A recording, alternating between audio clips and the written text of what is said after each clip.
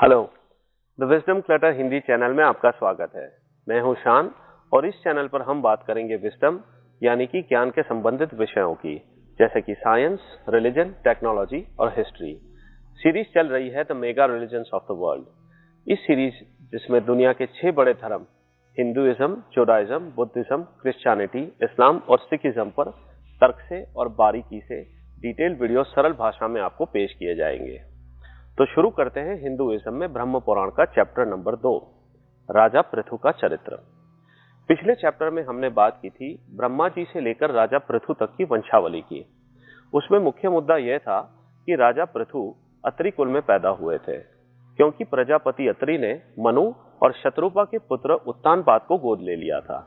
और वहीं से वंशावली आगे बढ़ते बढ़ते हम राजा पृथु तक आते हैं। ब्रह्म पुराण की कथा आगे बढ़ती है। लो महर्षण सूत जी बोले, मैं वेन कुमार पृथु की कथा विस्तार के साथ सुनाता हूँ। ऋषियों ने जैसा कहा है वह सब मैं वैसा ही सुना रहा हूँ। जो प्रतिदिन ब्राह्मणों को नमस्कार करके वेन कुमार पृथु के चरित्र का विस्तार पूर्वक कीर्तन करता है, उसे अमुक कर्म मैंने किया और अमुक नहीं किया इस बात का शोक नहीं होता। पूर्व काल की बात है। अत्रि कुल में उत्पन्न प्रजापति अंग बड़े धर्मात्मा और धर्म के रक्षक थे। वे अत्रि के समान ही तेजस्वी थे। उनको पत्नी सुनी था, जो कि मृत्यु की पुत्री थी, उससे वेन नामक पुत्र हुआ था, जो धर्म के तत्वों को बिल्कुल नहीं समझता था। वह अपने नाना जी मृत्यु के स्वभाव दोष के कारण धर्म को पीछे रखकर काम और लोभ में प्रवृत्त हो गया। उसने धर्म की मर्यादा भंग कर दी और वैदिक धर्मों का उल्लंघन करके वह अधर्म में तत्पर हो गया। विनाश काल उपस्थित होने के कारण उसने यह क्रूर प्रतिज्ञा कर ली थी कि किसी को यज्ञ और होम नहीं करने दिया जाएगा। यजन करने योग्य यज्ञ करने वाला तथा यज्ञ भी मैं ही हूँ। मेरे ही लिए यज्ञ करना चाहिए, मेरे ही उद्देश्य से हवन होना चाहिए। इस प्रकार मर्यादा का उल्लंघन करके सब कुछ ग्रहण करने वाले अयोग्य वेन से मरीचि आदि सब महर्षियों ने कहा, वेन, हम अनेक वर्षों के लिए यज्ञ की दीक्षा ग्रहण करने वाले हैं। तुम अधर्म न करो। यह यज्ञ आदि कार्य सनातन धर्म है। महर्षियों को ऐसे कहता देख खोटी बुद्धि वाले वेन ने हंसकर कहा, अरे, मेरे सिवा कौन धर्म का श्रेष्ठा है? मैं किसकी बात सुनूं? विद्या, पराक्रम, तपस्या और सत्य के द्वारा मेरी समानता करने वाला इस भूतल पर कौन है? मैं ही संपूर्ण प्राणियों को और विशेषतः सब धर्मों को उत्पन्न करता हूं। तुम सब लोग मूर्ख और अचेत हो, इसलिए मुझे नहीं जानते। यदि मैं चाहूं तो इस पृथ्वी को भस्म कर दूं, जल में बहा दूं या भूलोक तथा द्यूलोक को भी रूंध डालूं। अब यह मोह और अहंकार को देखकर महर्षि गण को बड़ा क्रोध हुआ। उन्होंने महाबली वेन को पकड़कर बांध लिया और उस समय वह बहुत उछल कूद मचाने लगा। महर्षि कुपित तो थे ही, वेन की बाईं जंघा का मंथन करने लगे। इससे एक काले रंग का पुरुष बाहुक उत्पन्न हुआ, जो बहुत ही नाटा था। वह भयभीत हो हाथ जोड़कर खड़ा हो गया। उसे व्याकुल देख अत्रि ने कहा, निषिद्ध, बैठ जा। इससे वह निषाद वंश का प्रवर्तक ओरिजिनेटर हुआ और वेन के पाप से उत्पन्न हुए धीवरों की सृष्टि करने लगा। उसके बाद महात्माओं ने फिर से अरणी की तरह वेन की दाहिनी भुजा का मंथन किया। उससे अग्नि के समान तेजस्वी पृथु का जन्म हुआ। वे भयानक टंकार करने वाले आजगव नामक धनुष, दिव्य बाण तथा रक्षार्थ कवच धारण किए प्रकट हुए थे। उनके उत्पन्न होने पर समस्त प्राणी बड़े प्रसन्न हुए और सब ओर से वहां एकत्रित होने लगे। वेन स्वर्गगामी हुआ। महात्मा पृथु जैसे सत्पुत्र ने उत्पन्न होकर वेन को पुम्म नामक नरक से छुड़ा दिया। वेन का अभिषेक करने के लिए समुद्र और सभी नदियां रत्न एवं जल लेकर स्वयं ही उपस्थित हो गई। आंगिरस यानी कि अग्निवंश के देवताओं के साथ भगवान ब्रह्मा जी तथा समस्त चराचर भूतों ने वहां आकर राजा पृथु का राजाभिषेक किया। उन महाराज ने सभी प्रजा का मनोरंजन किया। उनके पिता ने प्रजा को बहुत दुखी किया था, मगर पृथु ने उन सबको प्रसन्न कर लिया। प्रजा का मनोरंजन करने के कारण उनका नाम राजा हुआ। वे जब समुद्र की यात्रा करते थे तब समुद्र का जल स्थिर हो जाता था। पर्वत उन्हें जाने के लिए मार्ग दे देते थे और उनके रथ की ध्वजा कभी भी भंग नहीं हुई। उनके राज्य में पृथ्वी बिना जोते बोए ही अन्न पैदा करती थी। राजा का चिंतन करने मात्र से अन्न सिद्ध हो जाता था।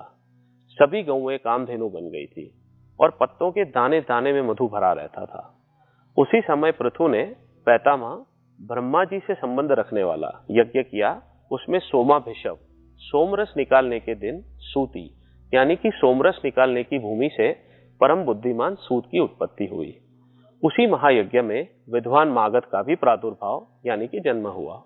उन दोनों को महर्षियों ने पृथु की स्तुति करने के लिए बुलाया और कहा, तुम लोग इन महाराज की स्तुति करो, यह कार्य तुम्हारे अनुरूप है और यह महाराज भी इसके योग्य पात्र है। यह सुनकर सूत और मागध ने कहा, हम अपने कर्मों से देवताओं तथा ऋषियों को प्रसन्न करते हैं।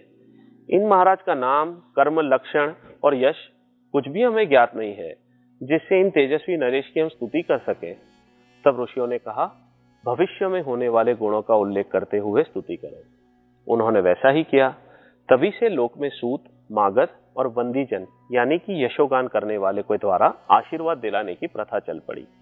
वह दोनों जब स्तुति कर चुके तब महाराज पृथु ने अत्यंत प्रसन्न होकर अनूप देश का राज्य सूत को और मगध का राज्य मागध को दे दिया। पृथु को देखकर अत्यंत प्रसन्न हुई प्रजा से महर्षियों ने कहा, ये महाराज तुम्हें जीविका प्रदान करने वाले होंगे। यह सुनकर सारी प्रजा राजा पृथु की ओर दौड़ पड़ी और बोली, आप हमारे लिए जीविका का प्रबंध कर दें। जब प्रजा ने उन्हें इस प्रकार घेरा तब प्रजा की भलाई करने के लिए वह धनुष और बाण लेकर पृथ्वी की ओर दौड़ पड़े। पृथ्वी उनके डर से थर्रा उठी और गौ का रूप धारण करके भागी। तब पृथु ने धनुष लेकर भागती हुई पृथ्वी का पीछा किया। पृथ्वी उनके भय से ब्रह्मलोक आदि अनेक लोकों में गई, किंतु सब जगह उसने धनुष लिए हुए पृथ्वी को अपने आगे देखा। अग्नि के समान प्रज्वलित तीखे बाणों के कारण उनका तेज और भी ज्यादा दिखाई दे रहा था। वे महान योगी महात्मा देवताओं के लिए भी दुर्धर्ष यानी कि जिसे वश में ना किया जा सके वैसे प्रतीत हो रहे थे।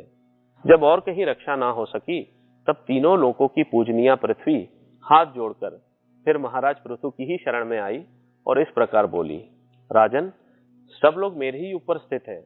मैं ही इस जगत को धारण करती हूँ। यदि मेरा नाश हो जाए तो समस्त प्रजा नष्ट हो जाएगी। इस बात को अच्छी तरह समझ लेना। यदि तुम प्रजा का कल्याण चाहते हो तो मेरा वध न करो। मेरी हत्या करके भी तुम प्रजा के पालन पोषण में समर्थ न होंगे। तुम क्रोध त्याग दो, मैं तुम्हारे अनुकूल हो जाऊंगी। तीर्यक योनि यानी कि पशु पक्षियों की योनि में भी स्त्री को अवध्य बताया गया है। यदि यह बात सत्य है तो तुम्हें धर्म का त्याग नहीं करना चाहिए। पृथु ने कहा, भद्रे, जो अपने या पराये किसी एक के लिए बहुत से प्राणियों का वध करता है उसे अनंत पातक यानी कि नरक में गिराने वाला पाप लगता है, परंतु जिस अशुभ व्यक्ति का वध करने पर बहुत से लोग सुखी हो उसके मरने से पातक या उपपातक यानी कि छोटा पाप नहीं लगते। इसलिए हे वसुंधरा, मैं प्रजा का कल्याण करने के लिए तुम्हारा वध करूंगा। यदि मेरे कहने से आज संसार का कल्याण नहीं करोगी तो अपने बाण से तुम्हारा नाश कर दूंगा और अपने को ही पृथ्वी रूप में प्रकट करके स्वयं ही प्रजा को धारण कर दूंगा। इसलिए तुम मेरी आज्ञा मानकर समस्त प्रजा की जीवन रक्षा करो, क्योंकि तुम सबके धारण में समर्थ हो। इस समय मेरी पुत्री बन जाओ, तभी मैं इस भयंकर बाण को रोक दूंगा। पृथ्वी ने पृथु को कोई अच्छा सा बछड़ा देखने को कहा जिसके प्रति स्नेह युक्त होकर वह दूध दे सके। उसने कहा, तुम मुझे सब ओर से बराबर कर दो जिससे मेरा दूध सब ओर बह सके। जब राजा पृथु ने अपने धनुष की नोक से लाखों पर्वतों को उखाड़ा और उन्हें एक स्थान पर एकत्रित किया, उससे पर्वत बढ़ गए। उससे पहले की सृष्टि में भूमि समतल न होने के कारण पुरों अथवा ग्रामों का कोई सीमाबद्ध विभाग नहीं हो सकता था। उस समय अन्न, गोरक्षा, खेती और व्यापार भी नहीं होते थे। यह सब वेन कुमार पृथु के समय से ही आरंभ हुआ है। भूमि का जो जो भाग समतल था वहीं वहीं पर समस्त प्रजा ने निवास करना पसंद किया।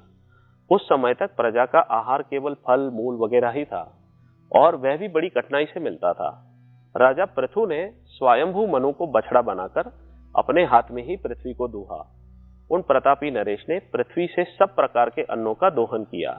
उसी अन्न से आज भी सब प्रजा जीवन धारण करती है।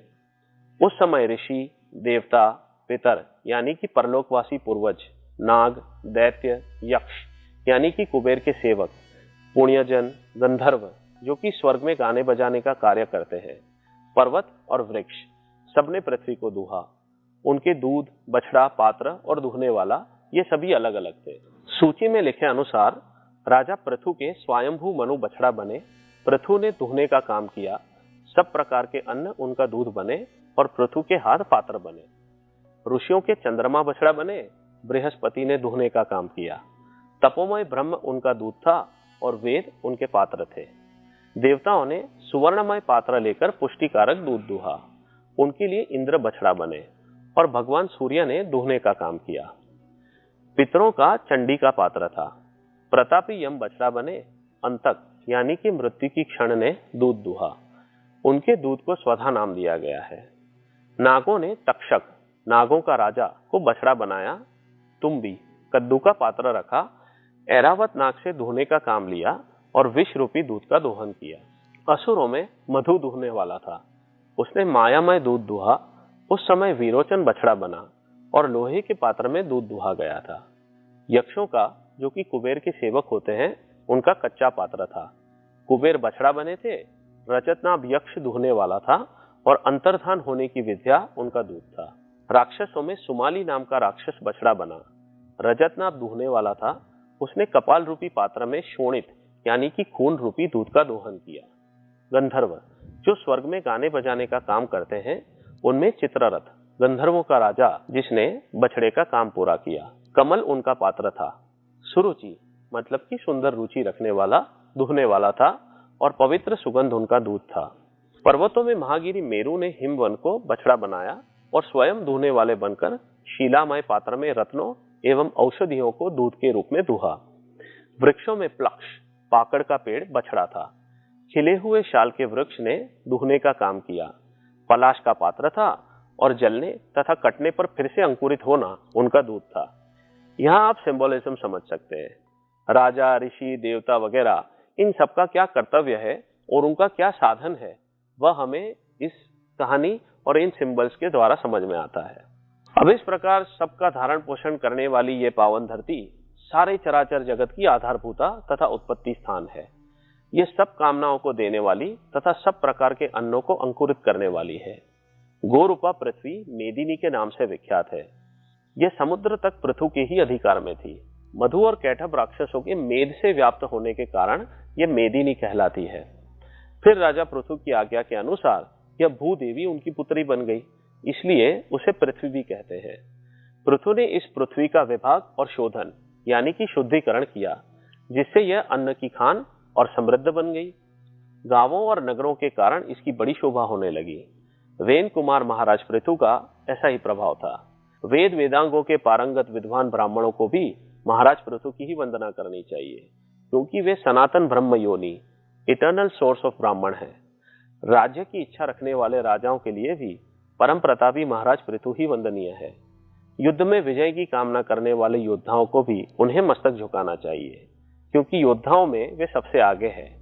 जो सैनिक राजा पृथु का नाम लेकर संग्राम में जाता है, वह भयंकर संग्राम से भी सकुशल लौटता है और यशस्वी होता है। वैश्य वृत्ति करने वाले धनी वैश्यों को भी चाहिए कि वे महाराज पृथु को नमस्कार करें, क्योंकि राजा पृथु सबके वृत्तिदाता और परम यशस्वी थे। इस संसार में परम कल्याण की इच्छा रखने वाले तथा 3 वर्णों की सेवा में लगे रहने वाले पवित्र शूद्रों के लिए भी राजा पृथु ही वंदनीय है। इस प्रकार जहां पृथ्वी को दूहने के लिए जो विशेष बछड़े, दूहने वाले, दूध तथा पात्र कल्पित किए गए थे, उन सबका सूत जी ने वर्णन किया।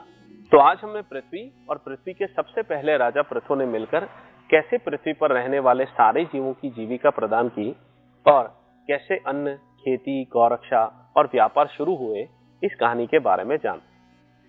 और इसी के साथ हमारा चैप्टर 2 भी समाप्त होता है। अगले चैप्टर में हम डिटेल में समझेंगे कि वैदिक गणित के हिसाब से मनवंतर काल क्या होता है, 14 मनवंतर क्या है और आगे की कहानी जानेंगे। इस जर्नी में मेरा साथ देने के लिए सब्सक्राइब कीजिए मेरा YouTube channel the wisdom clutter Hindi और बेल आइकन प्रेस कीजिए, ताकि जब भी वीडियो अपलोड हो तुरंत आपको नोटिफिकेशन मिल जाए। मिलते हैं अगले वीडियो में। Thank you.